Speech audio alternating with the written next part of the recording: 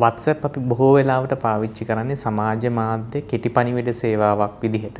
ඒතර සමාජ මාධ්‍ය කෙටි පණිවිඩ සේවාවල බලද්දි WhatsApp ගනිද්දී බොහොම ඉතාමත් පහසුවෙන් පාවිච්චි කරන්න පුළුවන් පණිවිඩ හුවමාරුව සඳහා. ඉතින් මේකේ තියෙන වැදගත්කම තමයි සමහර වෙලාවට බොහෝ පිරිස් හිතනවා Tamanට විශ්වාසදායක පුද්ගලයෙක්ගෙන් අපිට කියනවා දුරකථන ඇමතුමක් විදිහට හෝ WhatsApp පණිවිඩයක් ලැබූ පමණින් එය සත්‍ය වෙන්න පුළුවන් කියන එක මත තමයි බොහෝ වෙලාවට මේ WhatsApp වංචාවන් සිදු වෙන්නේ. ඉතින් එහිදී වැදගත්ම කාරණේ තමයි WhatsApp හැක්වීමක් වෙන්නේ කොහොමද කියන එක හරියට හොයා බලන එක. ඒත් WhatsApp හැක්වීම අපි ගත්තොත් බොහෝ වෙලාවට අපිට වාර්තා වෙන සිදුවීම් දිහා බලපුවාම මූලික අවස්ථාවේදී වෙන්නේ WhatsApp එක හරහා බොහෝ වෙලාවට ඔබට ඔබ දන්න පුද්ගලයෙක්ගෙන් හෝ නොදන්නා ඇමතුමකින් නොදන්නා දුරකථන ඇමතුමකින් ඒක විදේශ රටක වෙන්න පුළුවන්. එහෙම නැත්නම් ලංකාවේ නම්බර් එකකින් වෙන්න පුළුවන්. ඔබට දුරකථන ඇමතුමක් ලැබෙනවා. ඒ ඇමතුමේ බොහෝ වෙලාවට සඳහන් කරන්නේ ඔබව අන්තර්ජාලය ඔස්සේ යම්කිසි අපි කියනවා සම්මන්ත්‍රණයක් වෙන්න පුළුවන්. එහෙම නැත්නම් ඔන්ලයින් මීටින් එකකට ඔබව සම්බන්ධ කර ගැනීමට අවශ්‍ය බවත් ඒ සඳහා පිවිසීමට WhatsApp ඔස්සේ ඔබට සහභාගී වෙන්න පුළුවන්. එහෙම නැත්නම් ඔන්ලයින් Zoom මීටින් එකක් විදිහට ඒ සඳහා අවශ්‍ය කරන කේතයක්. එහෙම නැත්නම් කෝඩ් එකක් අපි කියනවා OTP එකක් බොහෝ වෙලාවට ඔබට ලැබෙනවා. එය ෂෙයා කිරීම ඔස්සේ ඔබව සම්බන්ධ කරගන්න පුළුවන් කියලා.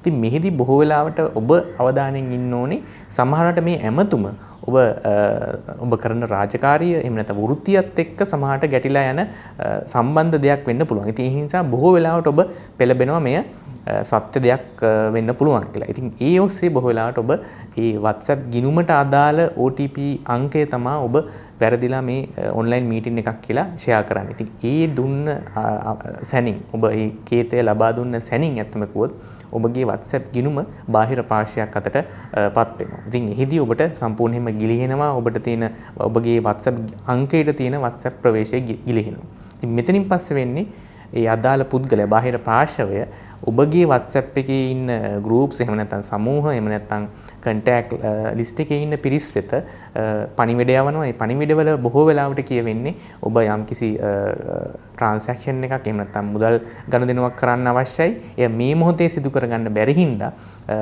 ඔබගෙන් උදව්වක් ඉල්ලනවා. සමහරට 50000ක් ලක්ෂයක් වැනි මුදලක් වෙන්න පුළුවන්. මේ ගනුදෙනුව ඔබ විසින් කරලා දෙන්න. ඔබට නැවත වරක් සම්බන්ධ කරගන්නම්. සමහරට මේ වෙලාවේ මට දුරකථනම කෝල් එකක් එහෙම නැත්නම් දුරකථන ඇමතුමක් ගන්න හැකියාවක් නැහැ. ඔබ සම්බන්ධ කරගන්නම් කියන පණිවිඩය තමයි එන්නේ. ඉතින් මේ වගේ අවස්ථාවක බොහෝ වෙලාවට ඔබ ටිකක් වැඩි සැලකිල්ලක් දක්වන්නේ හේතුව මේ ඔබ දන්න කෙනෙක්ගෙන් තමයි මේ පණිවිඩය ලැබෙන්නේ. ඉතින් ඒ විශ්වාසයෙන් මත බොහෝ වෙලාවට ඔබ සමහරට මුදල ලබා දෙනවා.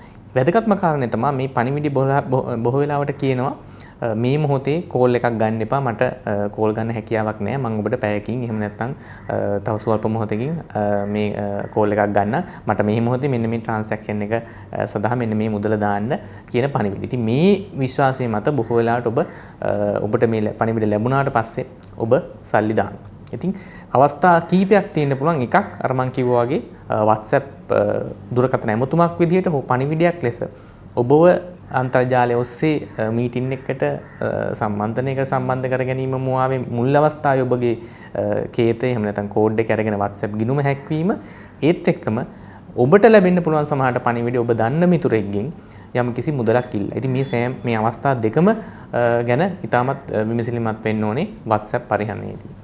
යම් හේකින් WhatsApp ගිණුම හැක් වුණොත් මූලික වශයෙන් ඔබ කළ යුත්තේ හැකිනම් ඔබගේ contact list එකේ ඉන්න පිරිස් වෙත ඔබට වෙනත් ඍජු මාර්ගයකින් එහෙම නැත්නම් අපි කියනවා SMS පණිවිඩයක් විදිහට උන්ව දැනුවත් කරන්න පුළුවන් නම් තමන්ගේ WhatsApp ගිණුම හැක් වෙලා ඒ ඔස්සේ එන පණිවිඩයට ප්‍රතිචාර දක්වන්න එපා කියන එකත් වැදගත්.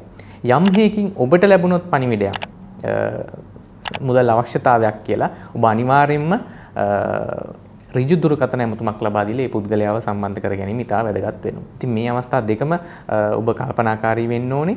යම් හේකින් WhatsApp ගිණුම හැක් වුණොත් අර මං කිව්වා වගේ ඔබගේ contact list එකට දැනුම් දීම ඒත් එක්කම ඔබ නැවත වරක් WhatsApp ගිණුම ඔබගේ දුරකථනයේ ස්ථාපනය කිරීමට උත්සාහයක් දරීමක් කළ යුතුයි.